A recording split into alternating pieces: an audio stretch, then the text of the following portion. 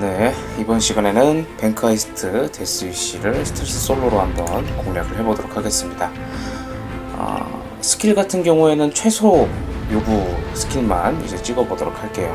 일단은 첫 번째로는 마스터마인드의 스톡홀름 신드롬 요거 하나만 있으면 됩니다. 마스터마인드에는 요 스킬만 있으면 되는데, 이 스킬의 내용 같은 경우에는 소음을 우리가 냈을 경우에 시민들이 그 소음에 제압이 되는 그러한 스킬입니다. 그래서 소음기가 안 달린 권총이나 이제 총 같은 걸로 이제 소음을 내게 되면은 이제 시민들이 그 소리를 듣고 제압을 당하는 그런 스킬인데, 이 스킬이 없으면 이제 경찰과 교전을 하게 될 경우에 시민들이 막 도망가면서 패닉벨 누르고 신고하고 난리 버거지를 하기 때문에 이 스킬을 찍어서 소음으로 시민들을 완벽히 제압을 해야 이제 경찰들과의 교전과 또 페이저를 안전하게 칠 수가 있습니다.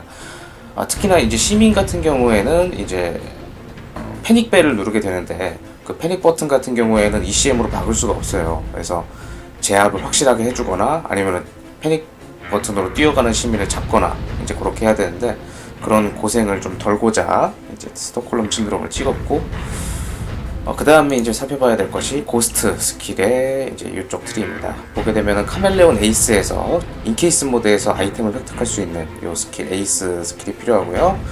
그 다음에 식스센스 에이스를 보게 되면 모든 조력자 관련 에셋을 구매할 수 있습니다. 이 스킬이 좀 필요하고요.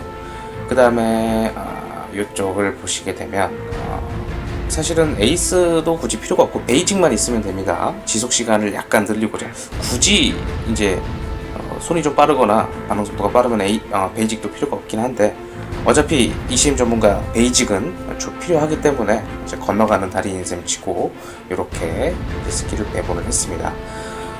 ECM 전문가 에이스는 에지간하면 이제 뱅크하이스트나 여타 이제 솔로 스텔스에서는 안 찍으시는 게 좋아요.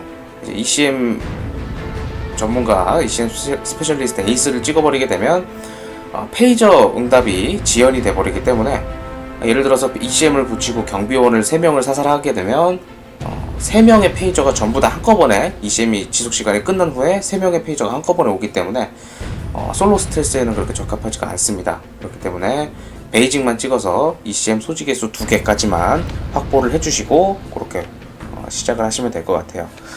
보시게 되면 이제 고스트에 20개 그리고 마스터마인드에 6개 찍혀 있습니다. 총 26포인트가 소모가 되는데, 26포인트 같은 경우면은 그러면 넉 잡고 한 레벨 22 정도? 20 조금만 넘으면은 요 정도 트리를 완성할 수가 있어요. 그래서 22, 23 요 정도 이제 확보를 해주신 다음에 뱅크하이스트 데스위시를 솔로로 깨주시면 또 금방금방 레벨업을 하기 때문에, 이렇게 하셔서 레벨업을 어느 정도 하신 다음에 공방 라우드로 가시면 될 것 같아요. 그러면 22 같은 경우에는 또 이번에 카페 보니까 주먹만으로도 주얼리 스토어 데스위시를 솔로로 깨시는 분을 봤는데, 주얼리 스토어나 포스토어나 이렇게 쉬운 걸로 하셔서 한 20원짜리만 찍어 놓으시고 뱅크하이스트 도전을 하시면 될 것 같아요. 장비 같은 경우에는 사실 많이 필요 없습니다.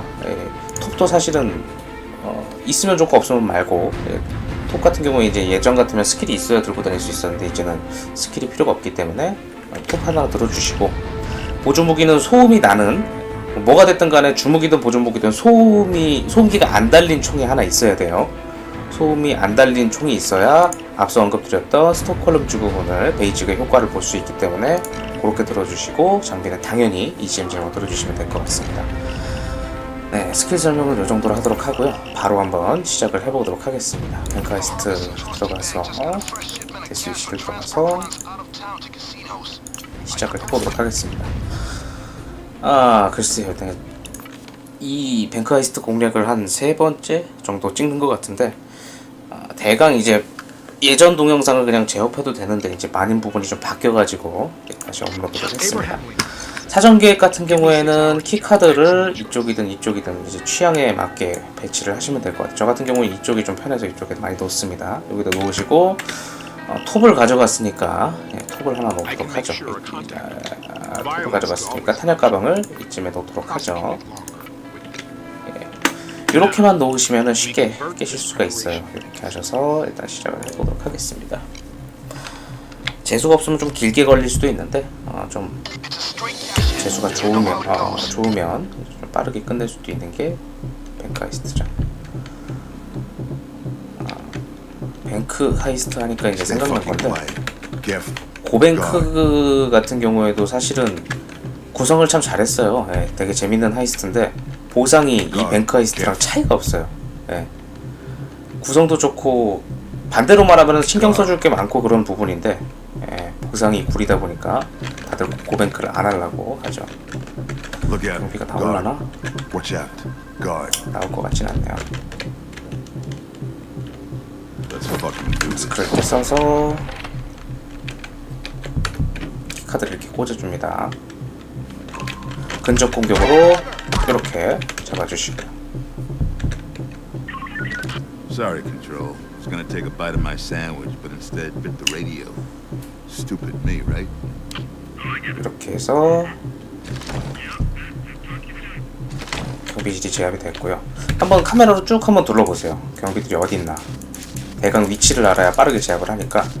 이렇게 쭉 봤을 때, 그리고 이제 한 가지 팁을 알려드리자면, 경비들이 이제 서로 가까이 있을 때는 이제 그 러쉬를 시작하시면 안 됩니다. 가까이 붙어 있을 때 이제 저기를 하게 되면, 제압을 하게 되면 옆에 한 친구를 잡고 이제 옆에서 한 친구를 잡고 페이저를 칠 때 옆에서 경비가 와가지고 이제 총을 쏴발기는 경우가 있어요. 그러면은 데스윗이다 보니까 공격력이 무지하게 높아서 한 3발 4발 맞으면 누워버립니다. 그래서 기왕이면 이렇게 똑 떨어져 있을 때 제압을 해주시면 좋을 것 같아요. 이심 하나 붙이고, 사실 뭐 얘 같은 경우에는 이제 근접 공격으로 소용없이 잡아도 될 뻔했는데 보여드리고자 그냥 죽였습니다. 가서 한 명을 또 죽이고요. 이심 하나 붙입니다. 지금 한 발 맞았는데 시도 콜라당 까졌죠. 한 발인지 몇 발인지 하여튼 공격력이 무지하게 강하니까 다시 한번 말씀드리지만은 서로 붙어있을 때는 제압을 안 하시는 게 좋아요. 지금 여기 한 명 있죠. 죽여줍니다. 페이저 응답을 해주시면 끝났습니다. 쉽죠? 3분 안에 제압이 끝났습니다. 이렇게 쉬운 거예요. 네, 이렇게 하시면은 아마 한 40렙 언저리까지 찍히실 거예요. 그래서 이렇게 하셔서 라우드로 진입을 하시거나, 네, 아니면은 뭐 다른 스텔스를 도전하셔도 되고, 요 두 친구 같은 경우에는 얼마 전에 추가된 도전 과제 때문에 추가된 인질이겠죠. 인질 같은 경우에는 사실 뭐 저 같은 경우에는 묶을 수 있을 만큼 최대로 묶고 나머지는 이제 죽이는 그런 스타일인데, 사실 좀 부지런하시거나 또 뭐 사람을 죽이는 게 좀 껄끄럽다 싶으신 분들은 그렇게 돌아다니면서 제압을 하셔도 돼요. 근데 사실은 얘네들이 이렇게 죽여가지고, 아까 전에 시체 처리 비용 줄여주는 스킬도 찍었겠다. 그러니까 대강 죽여가지고 여기 있는 거 오르루팅 하시면 시체 처리 비용보다 더 많이 들어오기 때문에 그냥 전부 다 죽여주시는 게 정신건강에 이롭습니다. 그래서 이렇게 죽여주시고 공방 파셔서 다른 사람들 이제 짐꾼들 받으셔서 짐 날르시고 ATM도 따시고 안에 이제 금고 같은 개인 금고도 전부 다 이제 해체를 하셔서 루팅을 하시면 손쉽게 레벨업을 하실 수 있을 것 같습니다. 이상으로 간단한 뱅크 하이스트 공략을 마치도록 하겠습니다.